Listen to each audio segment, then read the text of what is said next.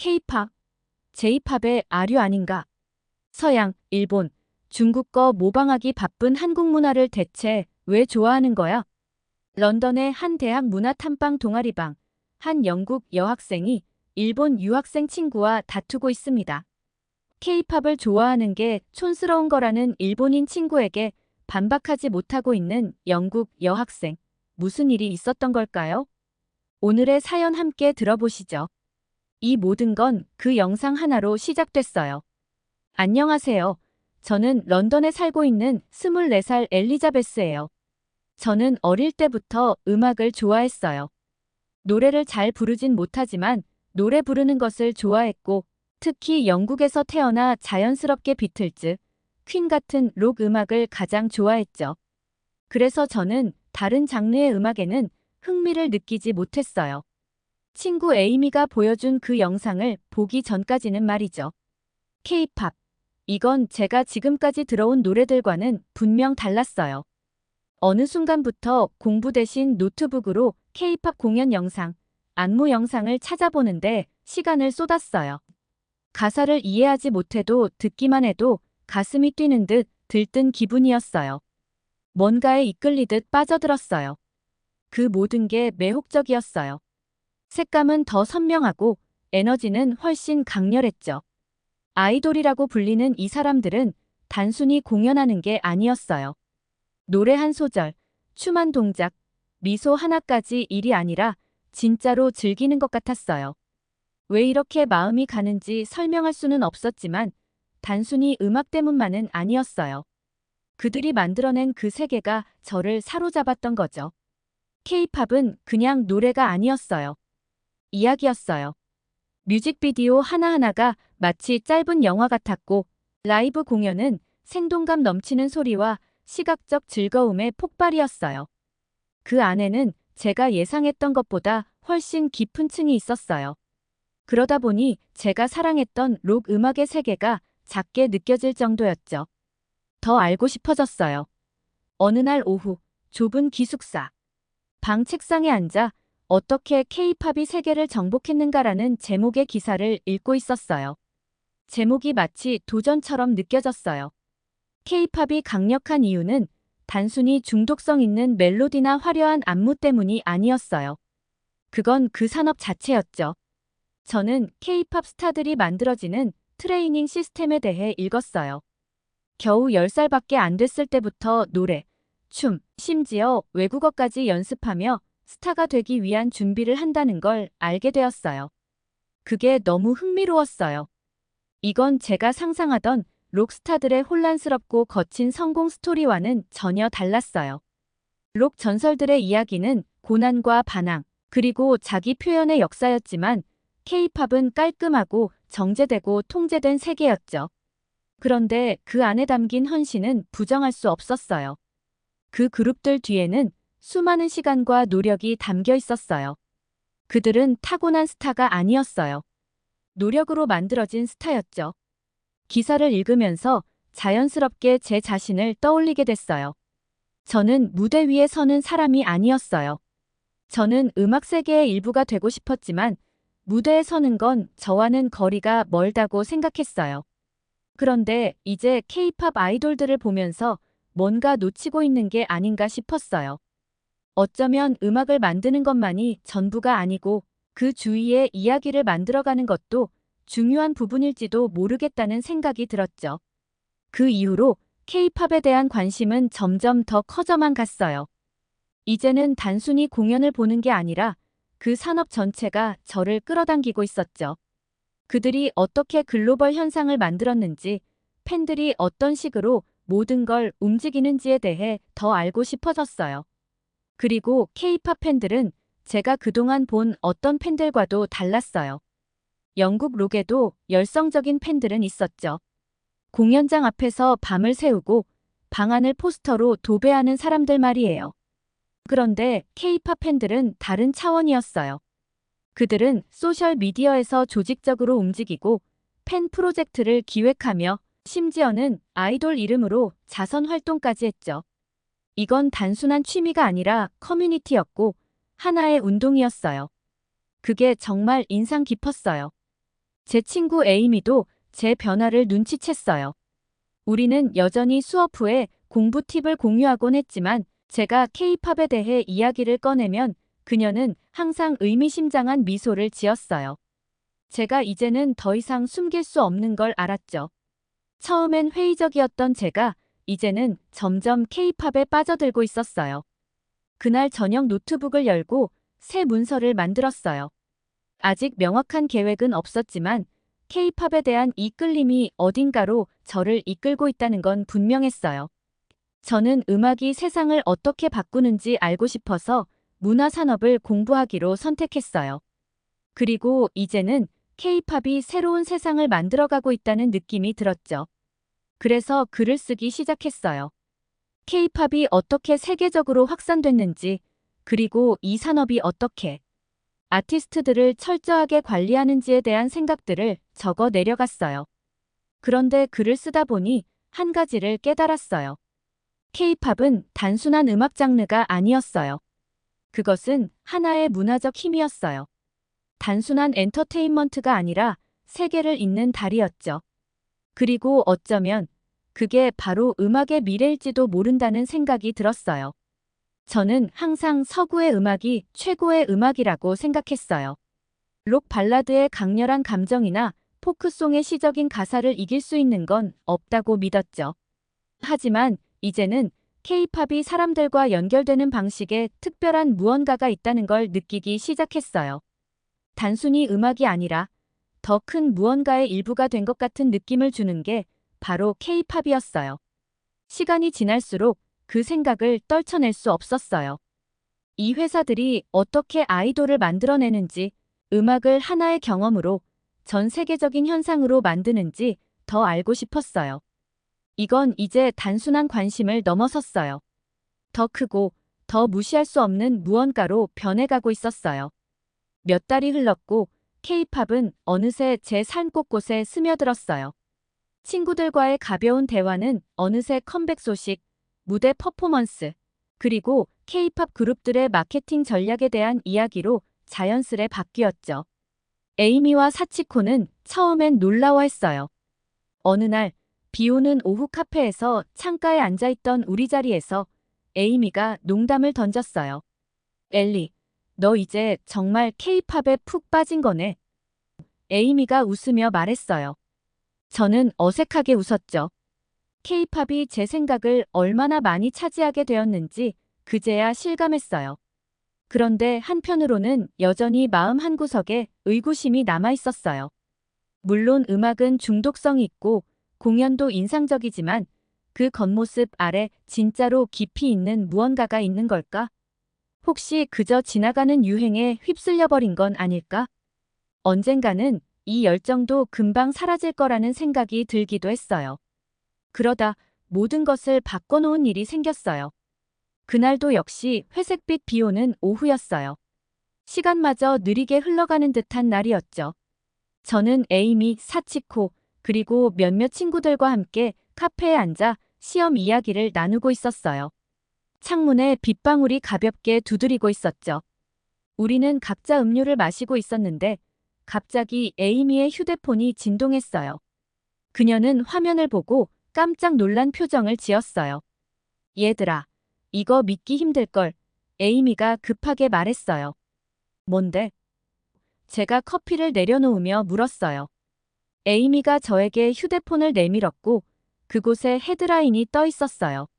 블랙핑크의 로제가 브루노 마스와 콜라보 앨범을 발매한다는 기사였어요. 브루노 마스라니 제가 가장 좋아하는 아티스트 중 한 명이자 그의 감미로운 멜로디는 제 인생의 중요한 순간들을 채워준 노래들이었어요. 그런 그가 케이팝 아티스트와 함께 작업한다고요? 저는 휴대폰 화면을 뚫어져라 쳐다보며 믿기지 않는 듯 말했어요. 브루노 마스가 케이팝 아티스트랑 작업을 한다고?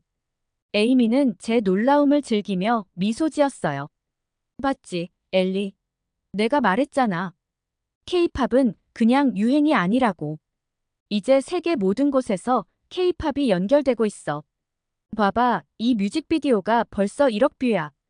그녀의 말이 머릿속에 맴돌았어요. 이 순간이 바로 제가 그동안 서구 음악과 케이팝을 별개의 세계로 여겼던 그 벽이 무너지는 순간이었어요. 그전까지 저는 케이팝을 새롭고 흥미로운 것으로만 생각했지만 서양 음악과는 여전히 거리가 있다고 느꼈어요. 그런데 브루노 마스와 로제의 콜라보는 그 두 세계를 이어주는 다리가 된 것 같았어요. 상상도 못했던 연결이었죠. 며칠이 지나도 저는 그 콜라보 생각을 멈출 수가 없었어요. 단순한 노래 이상의 의미를 느꼈어요. 그건 하나의 선언이었어요. 케이팝은 단순히 중독성 있는 음악이나 화려한 퍼포먼스만이 아니었어요.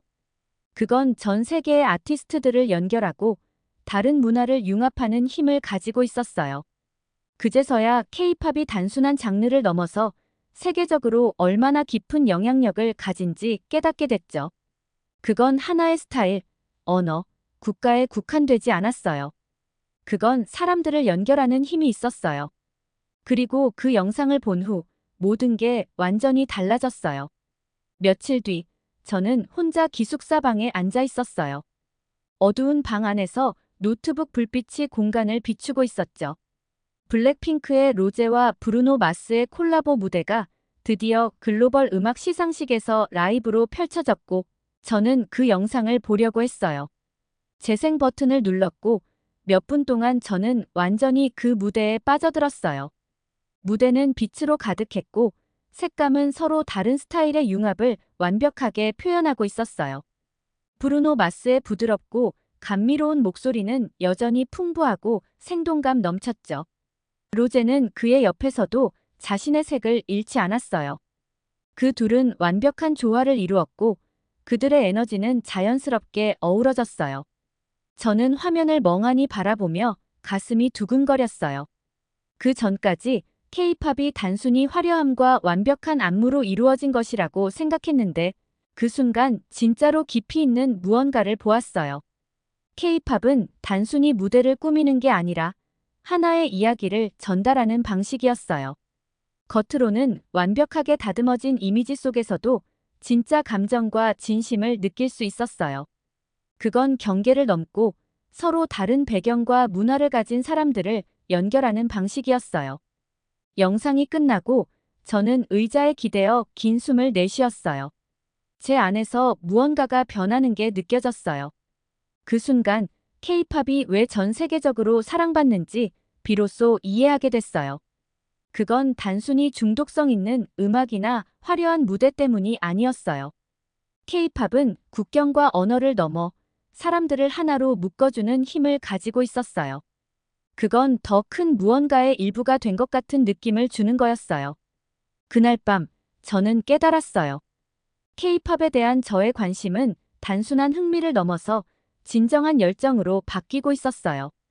케이팝은 저에게 세상을 보는 새로운 시각을 열어줬고, 그 다음에 어떤 길이 펼쳐질지 기대되지 않을 수 없었어요. 아시아 음악 동아리에 가입하는 건 자연스러운 다음 단계였어요. 한국 음악에 대한 제 사랑이 커지면서 단순히 케이팝만이 아니라 아시아 전체의 음악적 풍경을 더 깊이 이해하고 싶었거든요. 그 동아리는 다양한 나라의 학생들로 구성되어 있었어요. 어떤 사람들은 특정 장르에 깊이 빠져 있었고, 저처럼 호기심을 가진 사람들도 있었죠. 그 중에는 일본에서 온 교환학생 사치코도 있었는데, 그녀는 저만큼이나 음악을 사랑했지만 그 시선은 저와는 사뭇 달랐어요. 사치코는 특히 케이팝에 대해 자신의 의견을 거침없이 표현하곤 했죠. 어느 날 KK-팝의 글로벌 영향력에 대해 토론하던 동아리 모임이 끝난 뒤 사치코가 저를 향해 말했어요. K-팝은 그냥 J-팝의 모방이야. 전부 다 서양이나 일본을 따라 하는 거지. 거기서 뭔가 새로운 게 있긴 해. 그 말이 생각보다 더 크게 다가왔어요. 저는 K-팝이 창의적이고 여러 스타일과 영향을 융합하며 문화를 초월해 사람들을 연결하는 능력을 높이 평가하게 됐거든요. 그런데 음악을 잘 아는 친구에게서 이렇게 쉽게 폄하당하니 제가 알고 있던 게 맞는지 의문이 들기 시작했어요. 그래도 K-팝은 혁신적이야 라고 변명하듯 말했지만 제 말이 끝나자마자 힘이 빠진 것 같았어요. 제가 K-팝의 역사에 대해 정말 아는 게 있긴 했나? 어떻게 발전해 왔는지, J-팝이나 서양 음악과 어떤 관계가 있는지에 대해 잘 알고 있는지 스스로 확신할 수 없었죠. 사치코가 맞는 걸까? K-팝은 그저 서양과 일본을 모방한 잘 다듬어진 버전일 뿐인 걸까? 그 후 며칠 동안 사치코의 말이 머릿속을 떠나지 않았어요. K-팝을 사랑하게 된 이유를 스스로 납득하려 했지만 제 지식의 빈틈이 자꾸만 떠올랐어요. 그래서 더 깊이 파고들기로 결심했죠. 단순히 현재의 산업적인 모습만이 아니라 제가 사랑하게 된 이 음악의 문화적 뿌리까지 알아보기로요. 하지만 그 전에 제 생각을 완전히 바꿔놓을 일이 생겼어요. 동아리 친구 중 한 명이 집에서 파티를 열었을 때였어요. 파티는 활기찼고 저는 처음으로 술을 마셔봤어요. 술의 낯선 따스함이 느껴지면서 저도 평소보다 더 자유롭게 웃고 이야기했죠. 그러던 중 중국에서 온 학생인 웨이청이 저에게 다가왔어요. 전에 몇 번 가볍게 대화를 나눈 적이 있었지만 깊은 이야기를 한 적은 없었어요. 처음에는 평범한 대화였어요. 제 학업과 음악에 대해 물어보는 그저 그런 이야기였죠. 그런데 시간이 지나면서 그의 말투가 점점 달라졌어요. 그의 말은 점점 직설적이고 불편하게 느껴졌죠. 처음에는 그냥 웃어넘기며 정중하게 대답하고 자리를 피하려 했지만 웨이청은 끈질겼어요. 너무 가까이 다가와 있어서 빠져나가기가 어려웠어요. 불과 몇 분 전만 해도 따뜻하고 친근해 보였던 방안이 갑자기 답답하게 느껴졌고 저는 그 상황을 어떻게 처리해야 할지 몰라 불안해졌어요. 큰 소란을 만들고 싶지는 않았지만 직감적으로 뭔가 잘못됐다는 생각이 들었죠. 그때 루카스가 말을 걸어줬어요. 무슨 일 있는 거야? 그가 등장하자마자 상황이 덜 위협적으로 느껴졌어요. 그저 조용히 저와 웨이청 사이에 서서 상황을 자연스럽게 풀어갔어요. 덕분에 웨이청도 금방 물러났고 다른 음료를 마시러 가겠다고 중얼거리며 사라졌죠. 안도의 한숨이 절로 나왔어요. 루카스가 저를 걱정스러운 눈빛으로 바라보며 물었어요. 괜찮아. 저는 여전히 약간 떨리고 있었지만 고맙다는 마음으로 고개를 끄덕였어요. 응, 고마워. 루카스는 부드럽게 미소 지었어요. 괜찮아. 집까지 데려다 줄까? 저는 감사한 마음으로 그의 제안을 받아들였고 우리는 파티를 떠나 차가운 밤 공기를 마시며 걸었어요. 그러면서 문득 그동안 제가 루카스에 대해 아무것도 모른다는 사실을 깨달았어요. 몇 번 수업에서 봤지만 그는 늘 조용하고 집중하며 조금은 거리를 두는 느낌이었죠. 그런데 그와 이야기하다 보니 그 안에 제가 생각지 못했던 깊이가 있다는 걸 알게 됐어요. 그는 한국 포크 음악에 깊은 애정을 가지고 있었죠. 우리가 걷는 동안 그는 김광석이라는 한국의 전설적인 포크 가수에 대해 이야기해줬어요. 김광석은 그의 진솔한 가사와 감정으로 한 세대를 사로잡은 가수였대요. 루카스는 80년, 90년대 포크 음악이 어떻게 한국의 영혼을 담고 고난과 희망, 변화의 이야기를 전하는지 열정적으로 이야기했어요. 포크 음악은 완벽함에 대한 게 아니야. 그가 생각에 잠긴 듯한 목소리로 말했어요. 솔직함에 대한 거지. K-팝도 훌륭하지만 때로는 그 생생한 감정이 부족하다고 느껴. 저는 그의 이야기에 빠져들었어요. 제가 전혀 생각해보지 않았던 한국 음악의 또 다른 면이었어요.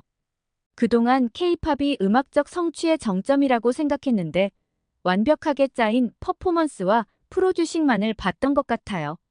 하지만 루카스가 김광석에 대해 이야기할 때 저는 한국 음악에 그보다 더 깊고 진솔한 무언가가 있다는 걸 깨닫기 시작했어요. 기숙사에 도착했을 때 루카스는 휴대폰을 꺼내 김광석의 노래를 들려줬어요.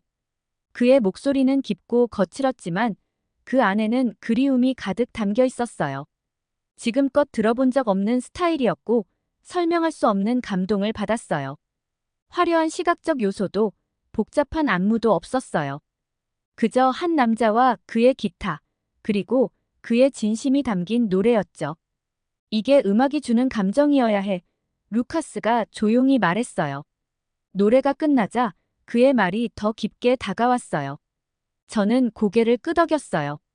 그 말의 무게를 느끼며 그 순간 발견해야 할 것이 얼마나 더 많은지 깨달았어요. K-팝은 그 에너지와 흥분으로 저를 사로잡았지만 제가 아직 제대로 경험해보지 못한 한국 음악의 세계가 있었어요. 더 개인적이고 더 깊은 이야기를 담은 음악들이 있었죠. 그 후로 몇 주는 제 인생에서 전에 없던 특별한 경험의 연속이었어요. 루카스를 통해 알게 된 것은 한국 음악의 세계가 제가 상상했던 것보다 훨씬 풍부하다는 사실이었어요. K-팝은 화려하고 글로벌한 면만 보여줄 뿐 전체의 아주 일부분에 불과했어요. 그저 눈에 띄는 색깔이 화려한 입구였을 뿐 그 안에는 훨씬 더 깊고 넓은 음악과 문화가 숨겨져 있었던 거죠. 루카스는 저에게 많은 것을 알려주었어요. 그날 파티 이후 우리는 음악뿐만 아니라 한국 문화를 더 깊이 탐구하며 함께하는 시간이 많아졌어요. 그가 처음으로 소개해준 건 판소리였어요. 한국의 전통 음악 장르죠. 처음 들었을 때 저는 정말 놀랐어요. 판소리는 K-팝의 깔끔하고 완벽한 느낌과는 완전히 달랐어요.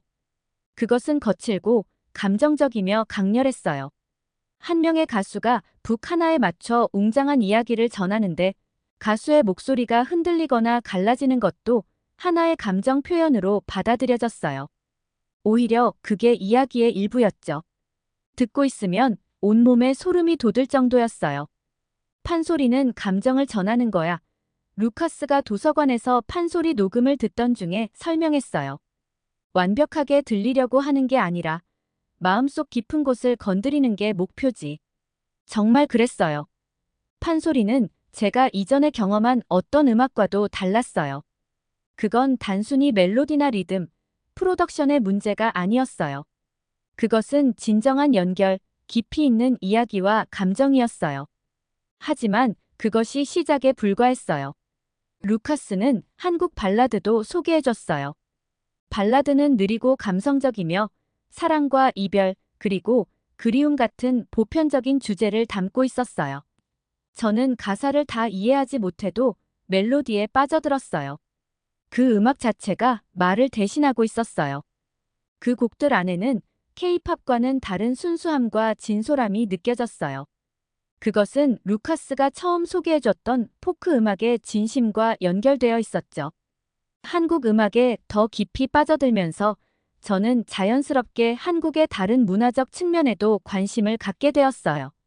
루카스는 항상 친절하게 다양한 것들을 알려주었어요. 우리는 학교 근처의 작은 현지 식당에서 한국 음식을 먹곤 했죠. 그는 각 요리를 설명해주며 저를 안내했어요. 김치와 밥을 어떻게 먹는지, 매콤하면서도 신맛이 어떻게 입안을 감도는지, 그리고 추운 날에는 따뜻한 순두부찌개가 어떻게 마음을 따뜻하게 해주는지 배웠죠. 음식의 맛뿐만 아니라 그 음식이 한국의 삶과 문화와 얼마나 깊이 연결되어 있는지도 알게 되었어요. 음악처럼 각 요리에도 이야기가 있었고 전통이 담겨 있었어요. 그것은 가족, 전통, 그리고 함께하는 시간에 대한 것이었죠. 음악과 음식은 각각 독립된 것이 아니라 한국 문화 전체의 중요한 부분으로 서로 얽혀 있었어요. 루카스와 저는 한국 문화가 어떻게 변화해 왔는지, K-팝이 어떻게 이러한 깊은 전통에서 성장해 전 세계적으로 새로운 무언가가 되었는지에 대해 많은 대화를 나누었어요. K-팝은 서양 음악이나 일본 음악을 단순히 베낀 것이 아니라 한국의 음악적 역사를 기반으로 하여 세계의 다양한 영향을 받아 새로운 것으로 발전한 거였죠. 그건 단순히 모방이 아니라 적응과 혁신을 통해 세계 곳곳에 있는 사람들에게 다가갈 수 있는 독창적인 무언가를 만들어낸 것이었어요. 시간이 지나면서 제 시각은 점점 더 변화했어요. 처음에는 K-팝에 대한 호기심으로 시작됐지만 이제는 그 음악을 만들어낸 문화와 역사를 깊이 이해하게 되었죠. 제가 K-팝에 매료된 건 단순히 음악 때문만이 아니었어요. 그 음악이 상징하는 것, 그리고 그 음악이 제게 열어준 새로운 세계 때문이었어요. K-팝은 저에게 문을 열어주었고 그 안에 들어서니 그 세계가 얼마나 크고 아름다운지 알게 되었죠. 이제 더 이상 단순히 흥겨운 멜로디나 화려한 퍼포먼스에만 집중하지 않게 되었어요. 그 음악의 배경에 있는 진심과 전통, 그리고 그것을 만든 사람들의 이야기를 이해하게 되었죠. 그리고 그 과정을 통해 저 자신에 대해서도 더 많이 배우게 됐어요. 제 인생의 사운드 트랙을 넘어서 음악은 이제 사람들과 연결되고 새로운 문화를 배우고 세상을 넓게 바라볼 수 있는 하나의 길이 되었어요. 몇 주가 몇 달로 이어지면서 저는 이 여정에 점점 더 몰두하게 되었어요. 사치코가 케이팝이 일본의 모방에 불과하다고 했던 말도 이제는 예전처럼 저를 아프게 하지 않았어요. 케이팝은 다양한 장르와 문화를 차용하면서도 그것을 새로운 것으로 만들었어요. 그리고 그 과정에서 전 세계 사람들에게 공감을 얻을 수 있는 무언가를 창조한 거였죠. 루카스를 통해 저는 아시아 음악 동아리에서 다양한 사람들을 만나게 되었고 그들로부터 또 다른 시각과 이야기를 들을 수 있었어요. 어떤 사람들은 J-팝을 사랑했고 또 다른 사람들은 중국 팝이나 베트남 음악에 열정을 가지고 있었어요. 그들과의 대화는 저의 시야를 더 넓혀주었고 K-팝이 그저 하나의 실타래에 불과한 거대한 아시아 음악의 거대한 직물의 일부분이라는 것을 깨닫게 해주었죠. 돌이켜보면 에이미가 저에게 헤드폰을 건네주며 K-팝을 한번 들어보라고 했던 그 첫 순간. 이후로 얼마나 많이 변했는지 알 수 있었어요. 회의론자였던 제가 이제는 한국 음악의 팬이 되었고 그 팬에서 더 나아가 한국 문화와 음악, 그리고 역사의 학생이 되었죠. K-팝은 저를 사로잡은 갈고리였지만 그 뒤에 숨겨진 한국의 깊이와 전통이 저를 진정으로 사로잡았던 거였어요. 이제 저는 이 새로운 세계의 문턱에 서서 전에 느껴보지 못한 흥분을 느끼고 있었어요. 아직 배울 것이 너무나 많았어요. 듣지 못한 수많은 노래와 발견할 이야기, 그리고 맛보지 못한 맛들이 있었죠. 이 여정은 이제 막 시작되었어요. 그리고 앞으로 어떤 길이 펼쳐질지 정말 기대되고 있어요. 기회가 된다면 꼭 한번 한국에 방문해보고 싶어요. K-팝뿐만 아니라 한국의 문화, 음식, 사람들까지 모두 경험해보고 싶어졌거든요. 그날이 오기까지 한국 문화를 더 많이 공부하고 탐구하는 시간을 가질게요. 응원해주세요. 감사합니다. 오늘의 이야기는 여기까지입니다. 오늘의 사연이 마음에 드셨다면 구독과 좋아요 부탁드리겠습니다. 구독과 좋아요는 영상 제작에 큰 힘이 됩니다. 끝까지 들어주셔서 감사합니다. 더 좋은 사연으로 여러분을 찾아오겠습니다. 감사합니다.